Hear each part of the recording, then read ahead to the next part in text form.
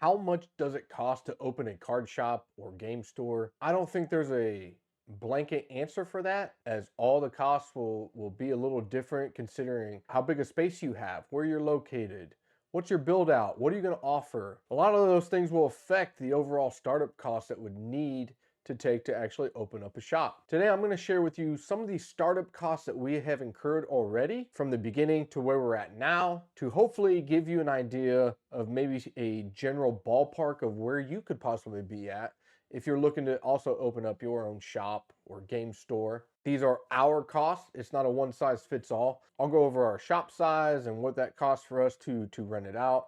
Along with, I have our signage, fixtures, tables, chairs, so furniture. But we will not be covering in this one how much I have spent in inventory yet, but we will get to there. Also, we're going to be going over an update for the shop, showing you some footage of what the shop's looking like right now, along with we got our very first delivery of inventory to the shop of some magic products and Lorcana. So we're going to show that as well. It'll be towards the end. So if you want to just stick around in the beginning for the startup cost. So for anyone that doesn't know, I'm Craig, Legendary Cardboard. Starting at the very beginning, finding a spot. Once we found our spot, we worked out negotiations with the landlord, and their requirements were a security deposit and then also first month's rent. Same.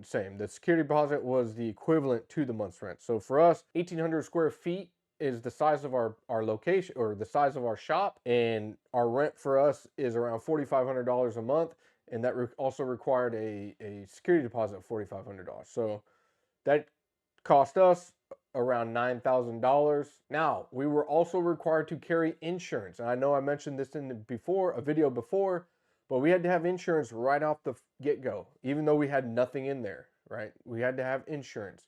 And what we did, we shopped around for what's called a business owner's plan. That's what we came across. It's a business owner's plan for an insurance policy. We also included a workman's comp insurance plan. Now, what you might be asking yourself, well, if you don't have any employees right now, why would you be worried about workman's comp? The insurance company that we're working with explained to us that you set yourself, so myself and my brother, we have a set salary, right? That's what we claim on the insurance.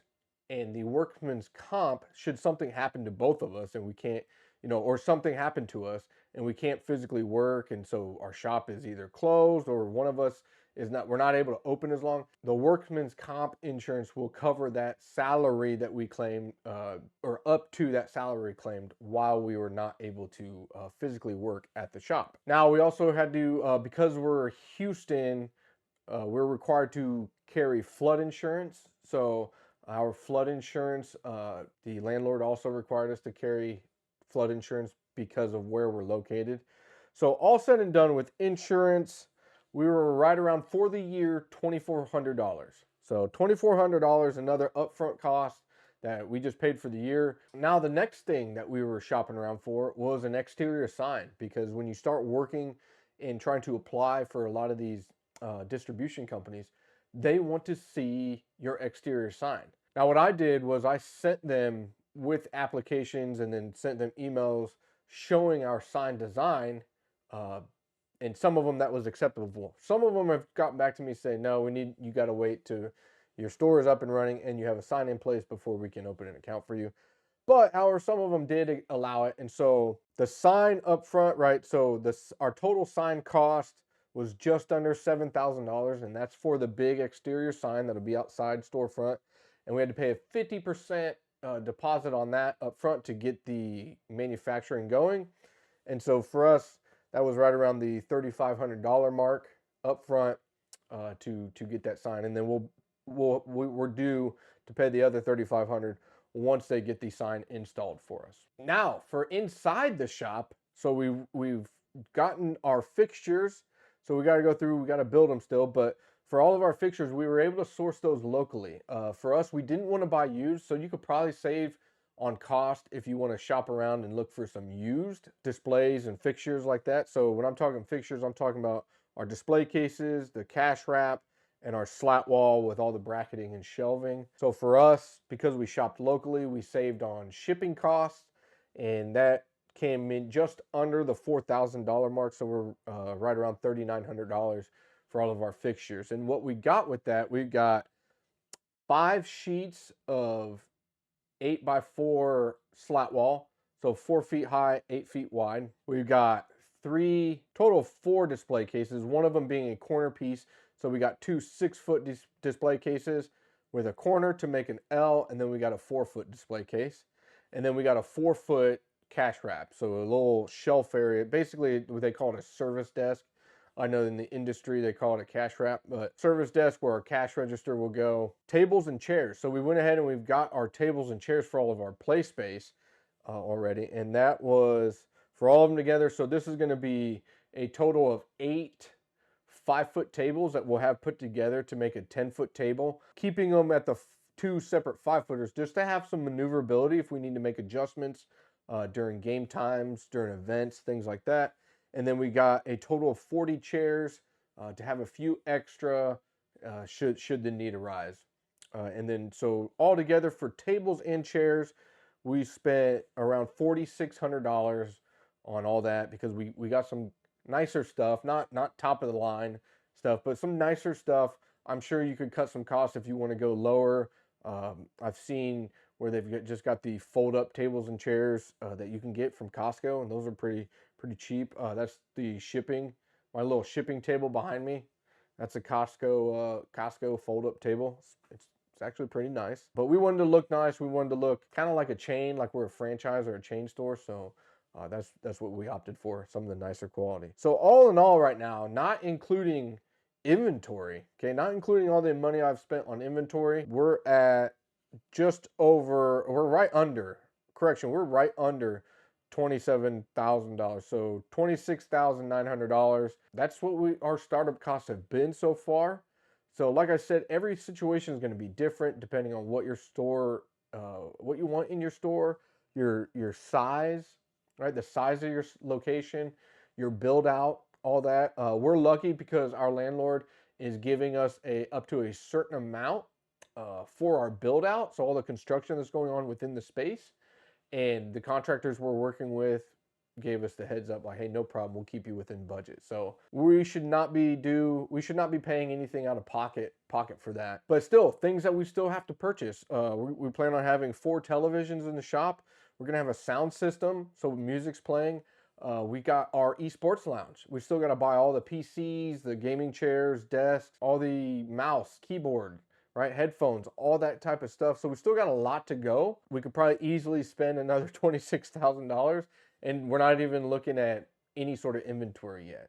Keep an eye out on legendarycardboard.com because I got a big kind of reset going to go on there just to get some more products up and running. But yeah, so that's kind of a general ballpark you could possibly be looking at for the startup of actually opening up a brick and mortar store. Now, for getting into the update of our shop, things are starting to really come along. All the drywall's been put up now. Inside of our esports lounge, you can see the cutouts for the electrical and the data. So all the electrical and data lines have been ran. And then they got the office, our office area with our window cut out, where they're going to be putting a plexiglass. We opted on the plexiglass over the glass for just safety reasons. Plexiglass with a mirror tint on there for the one way, so we can see out, but you can't see in. It's fun. It's all kind of starting to come together. Once they're done with all that and the dust is kind of settled and we get that cleaned up, we'll start assembling all of our fixtures and get our tables and chairs out and everything. So then we'll really start seeing the picture, seeing what it's going to be looking like. So we're excited. And then from here, we're going to go ahead and show you some of the exciting things that we got in for Magic the Gathering and Lorcana. Just some of the inventory. Even though we are heavily focused on Pokemon, as that's kind of our roots and how we got started, and will always be a staple, we want to offer more to the community, as we want to have a lot of game events, card events, TCG events, board games, all that kind of stuff within the store. So here is a big first order that we did of Magic and Lorcana. Today, we got a shipment of our chairs, our play chairs, okay? Now, yeah, I don't want to take the plastic off because it's dusty in here, but we got the real nice, like, pleather vinyl, but they're real sturdy. 500-pound weight capacity. They're sturdy. They're good ones. Yeah. Solid. They were a little pricey. So buy my pencil cases. I'm kidding. That's a joke. Here in the shop, we just got our very first order delivered to the shop for inventory distribution, right? So we thought it'd be cool to see what we got. We've got Wizards of the Coast, Innistrad Remastered Play Boosters. Let's dive deep into it. Oh, dude. Let's just rip them right now. This is the problem. I gotta keep my brother, the cameraman, away from this stuff because all he wants to do is get high on his own supply. Hey, can't blame me. Dude, look at that. So, latest set, right? Innistrad Remastered. This one, ooh, Lorcana.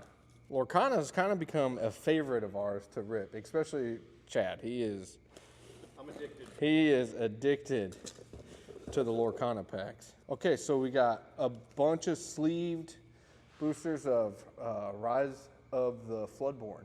So there you go. Okay. Oh, this is a starter deck. Let's see which one we got. Let's see. Oh, okay, so this one,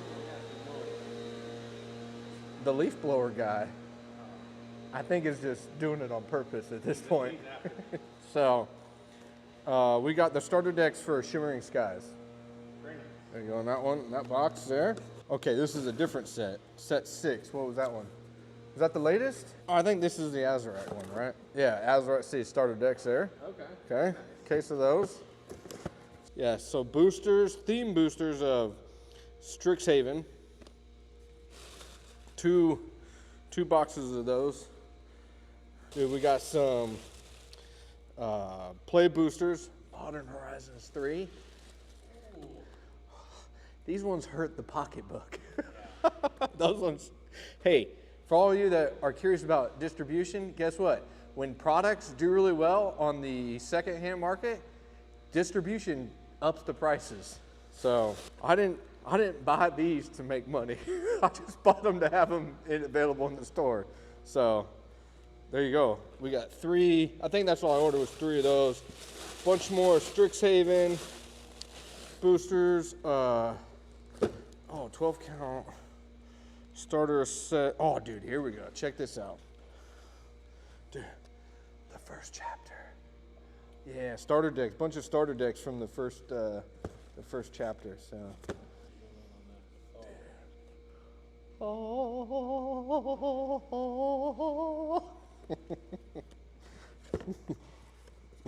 Pretty cool though, huh? Oh, dude, Rise of the Floodborn. Dude, oh, here we go. Azurite C boosters. Got a couple of these. Yep. And we got some